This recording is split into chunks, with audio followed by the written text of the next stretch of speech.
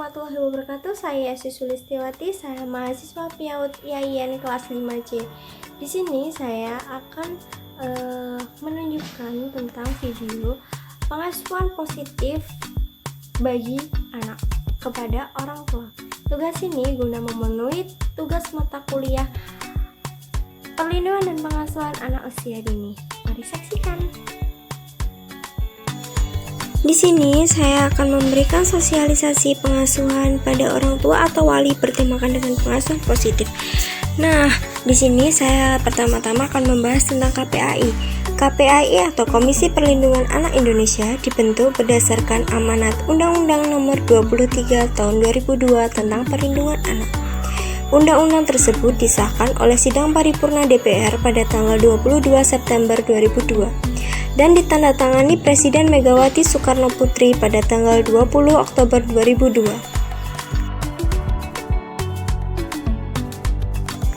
Kemudian, tugas-tugas pokok dari KPAI yang dijelaskan pada pasal 76 Undang-Undang Perlindungan Anak. Yang pertama adalah melakukan pengawasan terhadap pelaksanaan perlindungan dan pemenuhan hak anak. Kedua, memberikan masukan dan usulan dalam perumusan kebijakan tentang penyelenggaraan perlindungan anak. Yang ketiga, mengumpulkan data dan informasi mengenai perlindungan anak. Yang keempat, menerima dan melakukan penelahan atas pengaduan masyarakat mengenai hak-hak anak. Yang kelima adalah melakukan mediasi atas sengketa pelanggaran hak anak. Yang keenam, melakukan kerjasama dengan lembaga yang dibentuk masyarakat di bidang perlindungan anak. Dan yang terakhir, memberikan laporan kepada pihak berwajib tentang adanya dugaan pelanggaran terhadap undang-undang ini. Berdasarkan pasal yang telah disebutkan tadi, mandat KPAI adalah mengawal dan mengawasi pelaksanaan perlindungan anak yang dilakukan oleh para pemangku kewajiban perlindungan anak, sebagaimana ditegaskan dalam pasal 20 yakni negara, pemerintah, masyarakat, keluarga, dan orang tua. Di semua strata, baik pusat maupun daerah, dalam ranah domestik maupun publik, yang meliputi pemenuhan hak-hak dasar dan perlindungan khusus. KPAI bukan institusi teknis yang menyelenggarakan perlindungan anak-anak.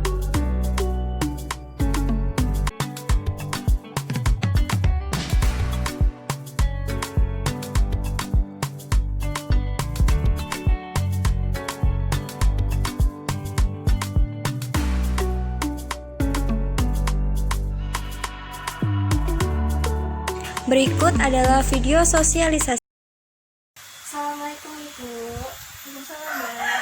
Nah, di sini saya Yesi Sulistiawati, saya dari mahasiswa IAIN Surakarta. Nah, di sini saya tuh dapat tugas buat memberikan sosialisasi parenting untuk orang tua di rumah atau di sekolah, karena kan ini pada masa pandemi, oleh karena itu saya ngasih sosialisasi di rumah.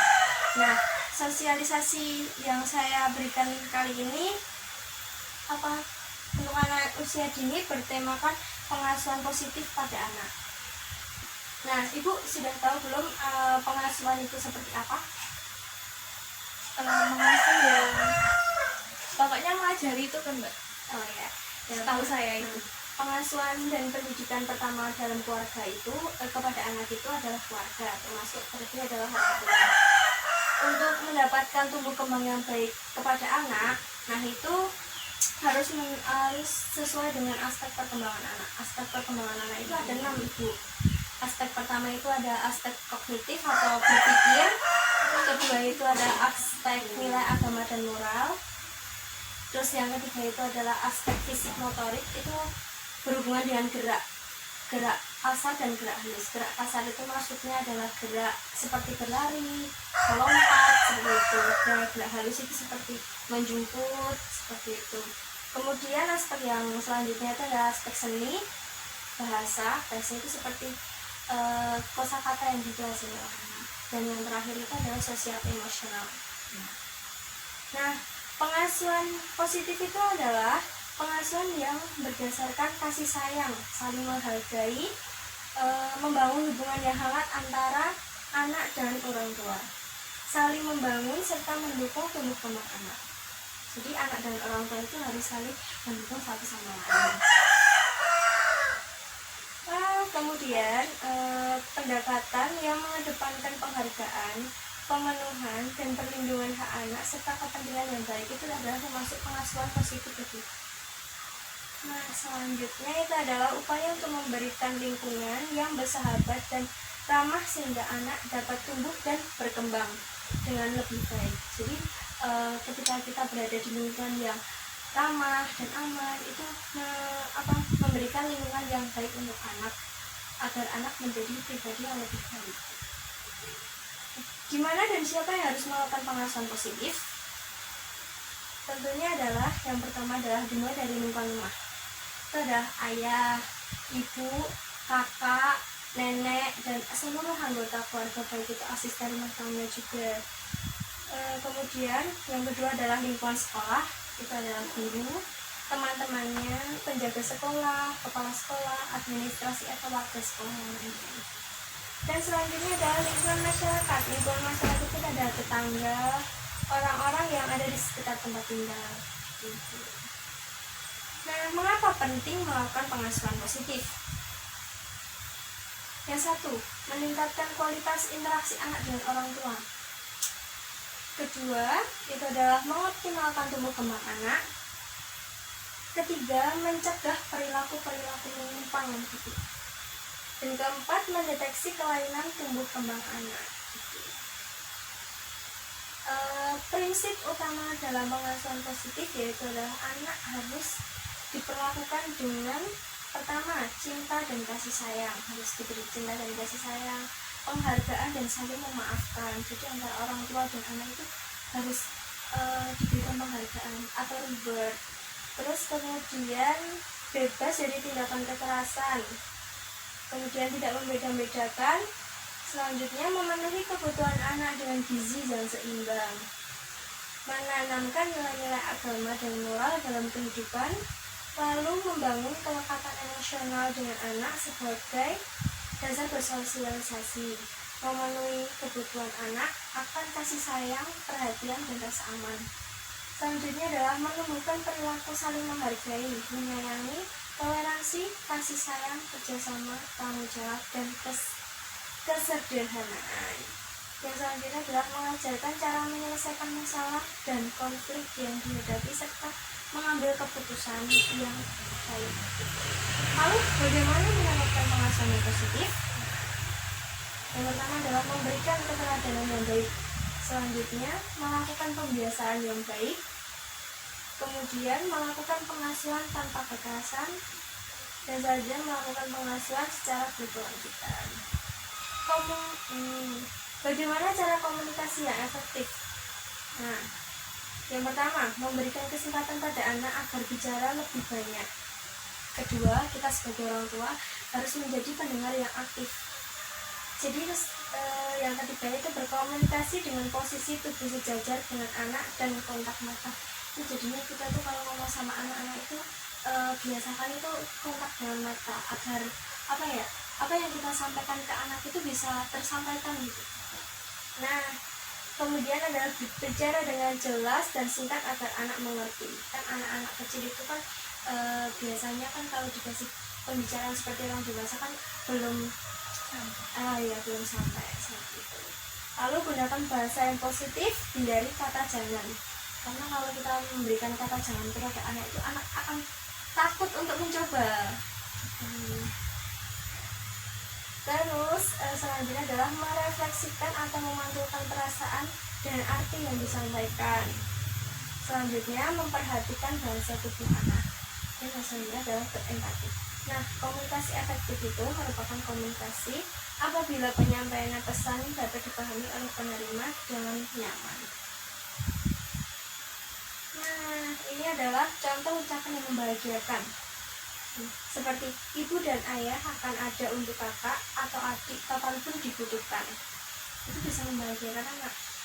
Selamat ya, ibu dan ayah bangga dengan usahamu. Lalu maafkan ibu dan ayah ya nak, karena melakukan sesuatu yang salah. Jadi kalau minta maaf anak itu tidak ada salahnya gitu, agar anak bisa mencontoh perilaku orang tua. Karena sesungguhnya orang tua itu adalah figur utama bagi seorang anak.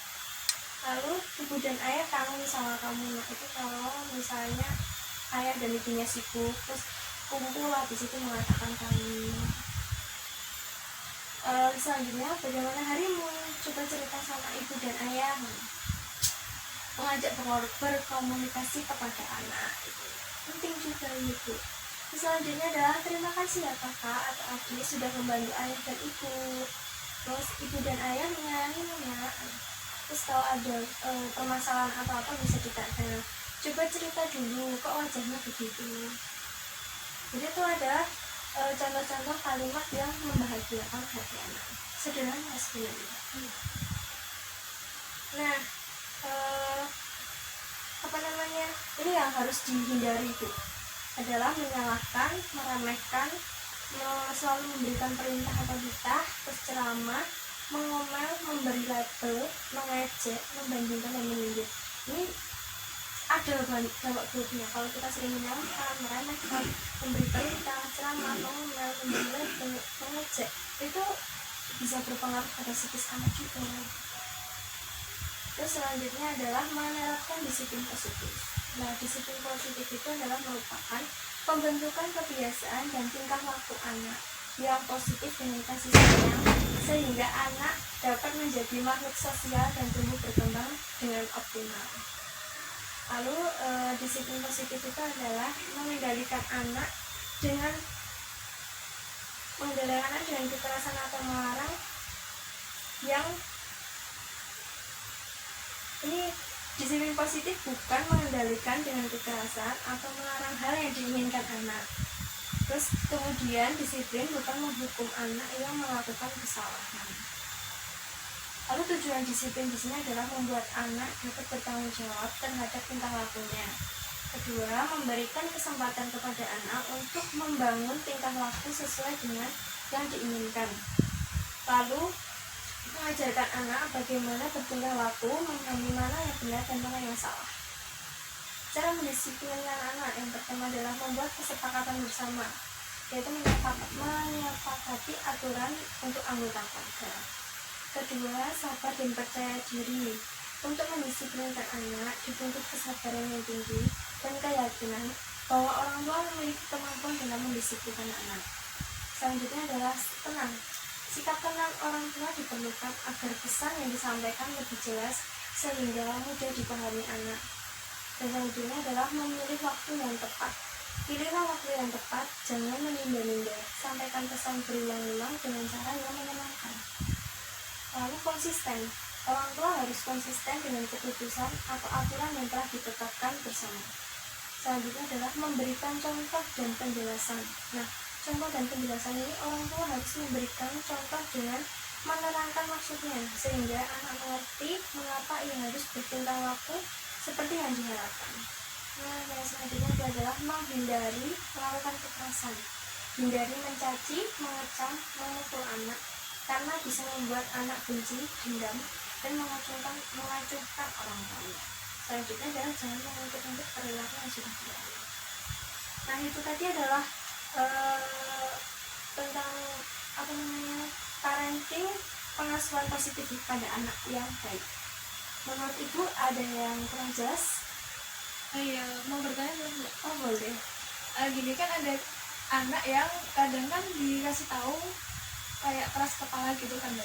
Nah, Yaitu cara mengasih taunya yang baik, yang bisa anaknya bisa nurut gitu loh. Itu gimana? nah ini loh Bu, tadi kita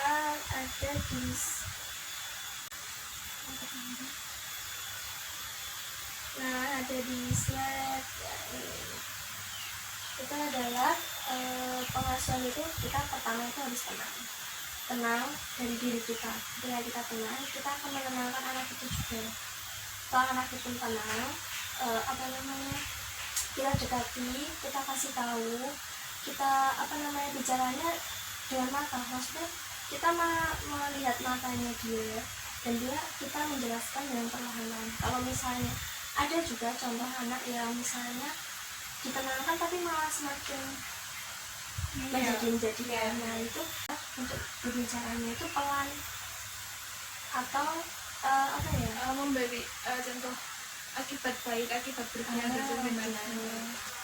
Kalau misalnya jangan langsung menuruti, tapi diajak bicara dari hati-hati. Yang penting awalnya tenang gitu kan ya. Iya.